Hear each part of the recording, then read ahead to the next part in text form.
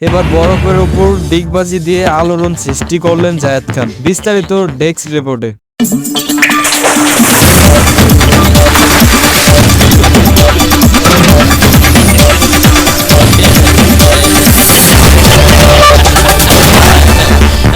জায়েদ খান একটি ফেসবুক পোস্টে লিখেন, নায়িকার অনুরোধে প্রথমবারের মতো বরফের উপর ডিগবাজি দিতে হলো। জায়েদ খান আরো লিখেন, শেষমেশ নায়িকা দুজনও ডিগবাজি দিয়ে ফেললো। জায়েদ খানের এমন ফেসবুক পোস্টে রীতিমতো অবাক নেটিজেনরা।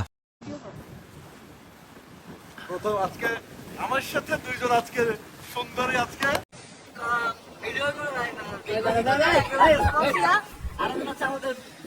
এখন না অভিনেত্রী আমাদের নীল আজকে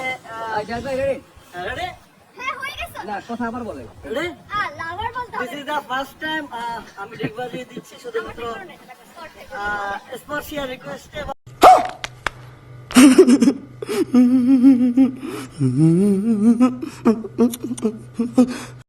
এটা প্রথমবারের মতো আইসের মধ্যে নিউ ইয়র্কে এবং is dedicated all of beautiful girls আর মাই অ্যাক্টর এন্ড অ্যাক্ট্রেস।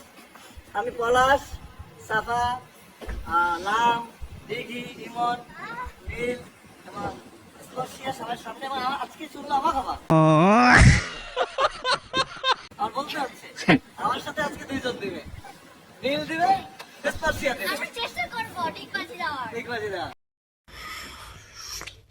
ভাই আমাদের এটা আজকে ভাই চলেন তো ডিগবাজি Ready? চলেন। Ready? 1 2 3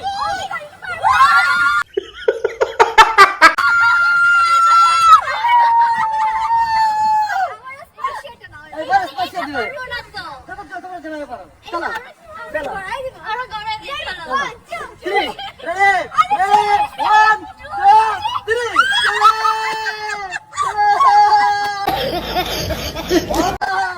Yes, yes, yes, yes.